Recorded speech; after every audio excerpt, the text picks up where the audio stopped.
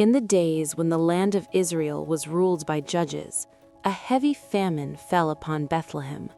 The earth cracked beneath the burning sun, crops withered in the fields, and once full homes echoed with emptiness.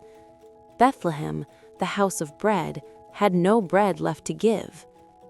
Inside one small home lived a man named Elimelech, his wife Naomi, and their 2 sons, Mahlon and Chilion. With empty baskets and worried hearts, Elimelech made a painful decision. To save his family, they would leave their homeland and journey to the foreign land of Moab, hoping to find food and life once again. Across dry deserts and long, dusty roads, the family walked together beneath the setting sun, hope mixed with fear, faith mixed with uncertainty. At last, they arrived in Moab, a land green and fertile, where the fields flourished and the famine seemed far away. For a moment, peace returned, and Naomi believed their suffering was finally over. But sorrow had not finished its work. Tragedy struck when Elimelech died, leaving Naomi a widow in a strange land. Her sons became her only comfort, and in time they married 2 Moabite women, Ruth and Orpah. Joy returned briefly as weddings filled the air with music, laughter, and hope. Years passed quietly, with the 3 women building a life together through shared work, shared meals, and shared love. Then sorrow returned, twice as hard. Both Mahlon and Chilion died, leaving Naomi completely alone, broken between 2 graves.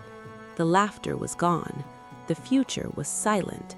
She had lost her husband, her sons, and her sense of purpose. One day, Naomi heard news that stirred her wounded heart. The Lord had visited his people again. There was bread in Bethlehem. With nothing left to hold her in Moab, Naomi prepared to return home. Ruth and Orpah, loyal and loving, packed their few belongings and began the journey with her.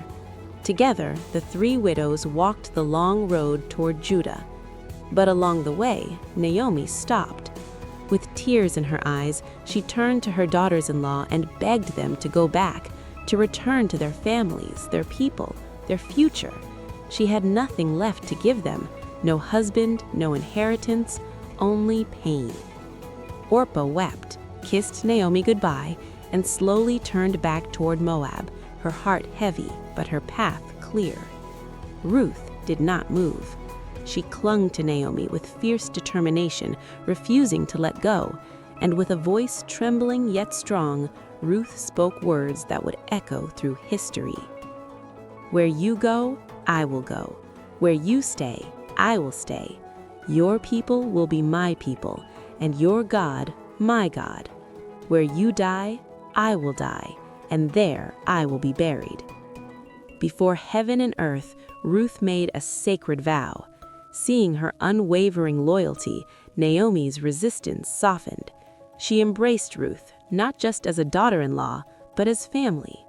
Together, the 2 women arrived in Bethlehem during the barley harvest. The town stirred with whispers as people recognized Naomi, the woman who had left full and returned empty. With bitterness in her voice, Naomi said, "Do not call me Naomi, call me Mara, for my life has been filled with sorrow." Yet beside her stood Ruth, the Moabitess, an outsider, watched with curious eyes, but standing brave and humble. Determined to provide for them both, Ruth went out to glean grain behind the harvesters. Unnoticed at first, she worked tirelessly beneath the golden sun, gathering leftovers with quiet dignity. Then Boaz arrived. A wealthy and noble landowner noticed Ruth among the workers and asked about her. When she learned of her loyalty to Naomi and her sacrifice, his heart was moved. Approaching her gently, he spoke with kindness, offering protection, provision, and blessing. Overwhelmed, Ruth bowed in gratitude, wondering why a stranger would show her such favor. But Boaz saw more than a foreign woman. He saw faith, courage, and devotion. That night, Naomi's hope was reborn. By lamplight, she shared wisdom and a plan rooted in ancient custom. At the threshing floor, Ruth humbly approached Boaz, placing herself under his protection. Boaz responded with honor. Covering Ruth with his cloak, he promised redemption. At the city gate, before elders and witnesses, Boaz claimed his right as kinsman redeemer. When the closer relative declined, Boaz stepped forward, and the covenant was sealed. Joy returned to Bethlehem. Boaz married Ruth, and love replaced loss. In time, a son was born.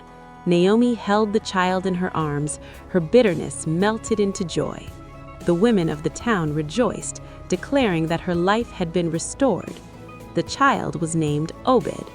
And through Obed came Jesse, and through Jesse came David, and through David came a lineage that would bless the entire world. What began in famine ended in fullness. What began in loss ended in legacy. And the faithfulness of one loyal heart became part of God's eternal story.